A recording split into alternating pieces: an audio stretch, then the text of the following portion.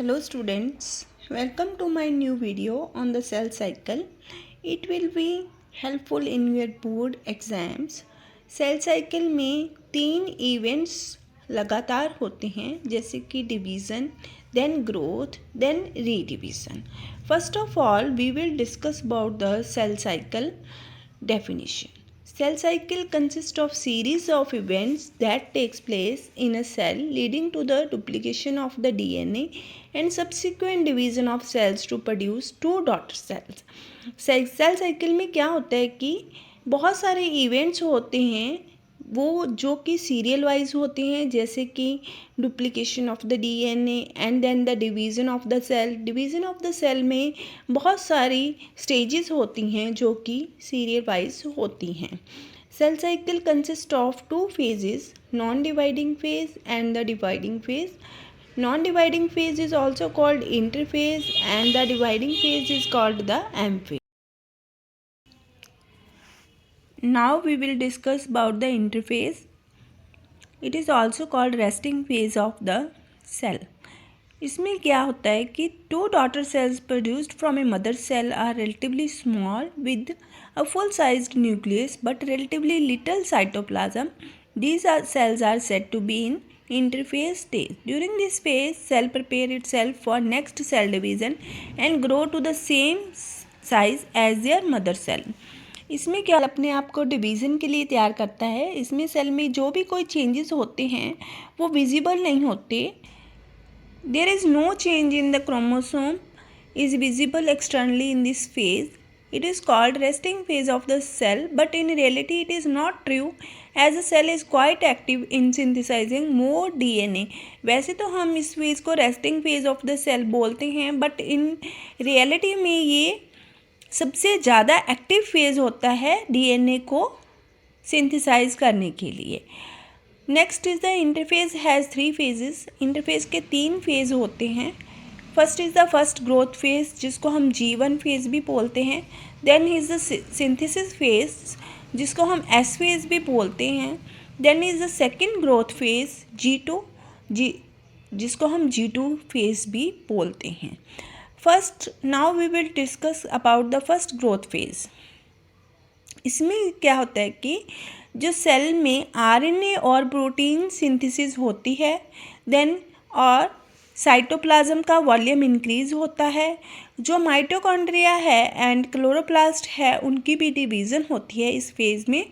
जैसा कि आपको पता ही है कि माइटोकॉन्ड्रिया और क्लोरोप्लास्ट के पास अपना खुद का डीएनए होता है. Second is the synthesis phase.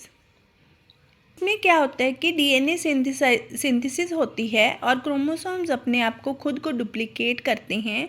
जैसा कि आपको डायग्राम में दिखाया गया है कि ये जो क्रोमोसोम्स है इनके अंदर डीएनए होता है जो कि इसमें बनता है और जो क्रोमोसोम है अपने आप को डुप्लीकेट करके सिस्टर क्रोमेटिड्स बनाते हैं.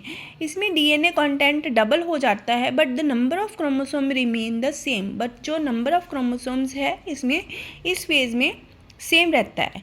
Then is the second growth phase जिसको हम G2 फेज़ भी बोलते हैं. It is a shorter growth phase है. ये सबसे शॉर्ट ग्रोथ फेज़ है. इसमें भी जैसे कि G1 फेज़ में होता है आरएनए और प्रोटीन्स ही बनते हैं जो कि सेल डिवीज़न के लिए ज़रूरी हैं. Then the cell is now the cell is ready to undergo cell division. इसके बाद जो सेल है डिवीज़न के लिए तैयार हो जाता है. Now we will discuss about the cell division. There are 2 types of cell division होती है mitosis and the meiosis.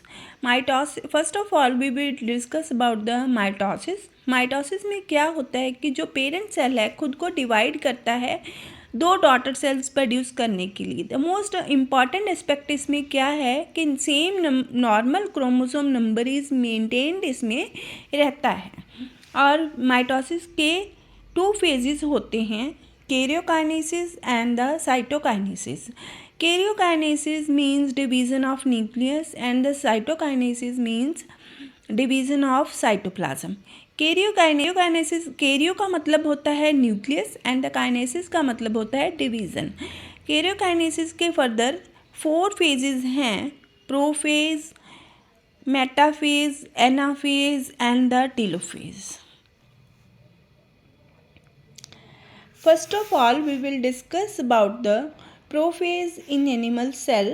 Animal cell में सेंट्रोसोम होता है। यहाँ पे जो है ये जो है सेंट्रोसोम होता है जो कि डिवाइड होके 2 सेंट्रियोल्स बनाता है और सेंट्रियोल फिर ऑपोजिट पोल की तरफ जाते हैं और इस सेंट्रियोल के अराउंड कुछ रेडिएटिंग रेज बन जाती हैं जैसे कि ये दिखाई दे रही हैं। इनको हम एस्टर्स बोलते हैं।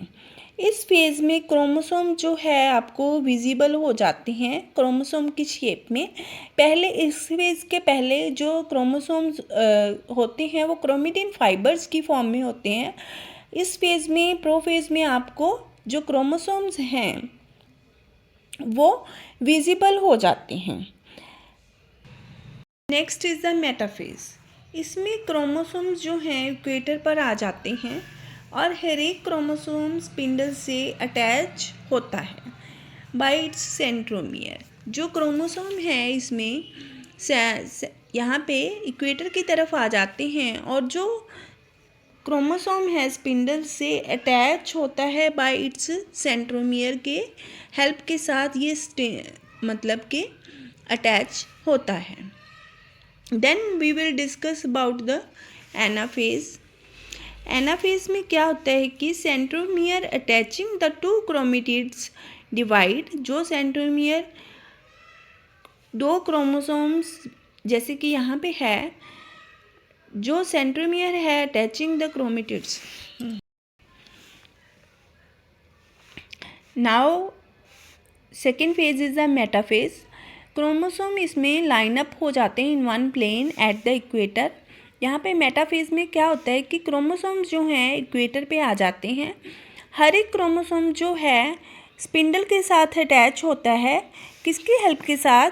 ये सेंट्रोमियर की हेल्प के साथ अटैच होता है। देन इसके बाद आता है हमारे पास एनाफेज। इसमें जो सेंट्रोमियर है वो जो 2 क्रोमोसोम्स को क्रोमेटिड्स को जोड़ के रखता है वो डिवाइड होना शुरू हो जाता है and the 2 sister chromatid of each chromosome separate हो जाते हैं and drawn towards the opposite pole.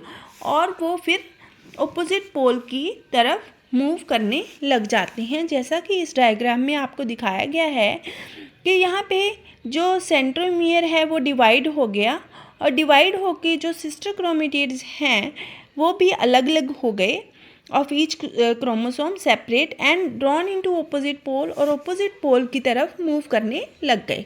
Then is the telophase. Telophase is the last phase of the this.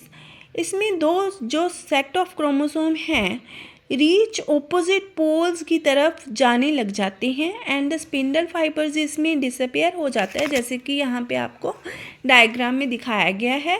Chromatids thin out in the form of जो chromatids हैं अब chromatin fibres की form में आ जाते हैं और न्यूक्लियर मेम्ब्रेन यहाँ पे दोबारा से बननी शुरू हो जाती है और जो सेल में यहाँ से क्लीवेज होना शुरू हो जाता है cell. Then cleavage furrow starts deepening. इसमें एनिमल सेल में जब फिर क्लीवेज फरो जो है डीप होती जाती है, जब ये डीप होती जाती है तो यहाँ से 2 डॉटर सेल्स प्रोड्यूस होते हैं। इसके बाद हमारे पास आता है साइटोकाइनेसिस। साइटोकाइनेसिस में क्या होता है जैसे कि मैंने आपको पहले भी बताया कि डिवीज़न ऑफ साइटोप्लाज्म होता है। जैसे कि इसमें क्या होता है जो भी हमारे टीलोफेज में जो साइटोप्लाज्म होती है वो फाइनली स्प्लिट्स अप हो जाती है इनटू 2 डॉटर सेल्स में।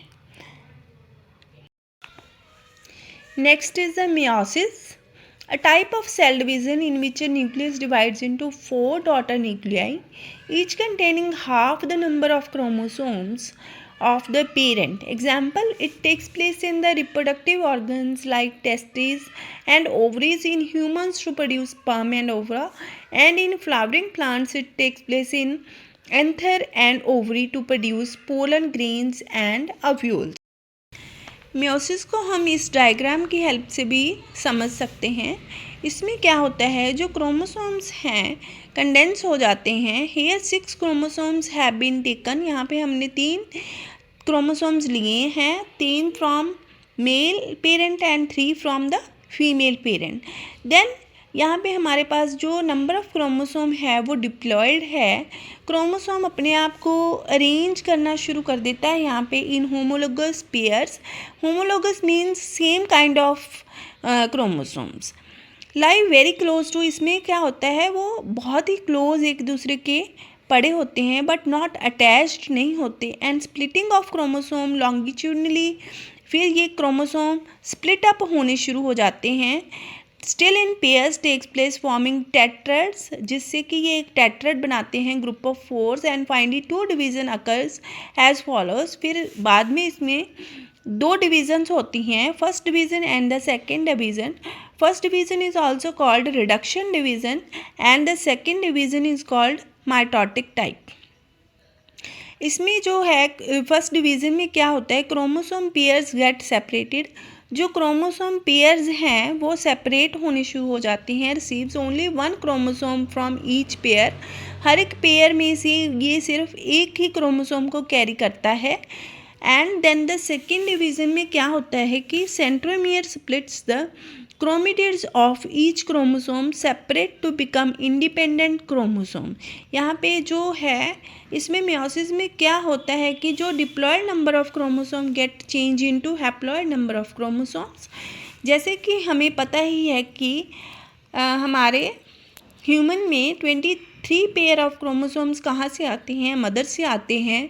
And the 23 pair of chromosomes हमारे फादर में से आते हैं। इसी को हम मेयोसिस बोलते हैं। Thank you.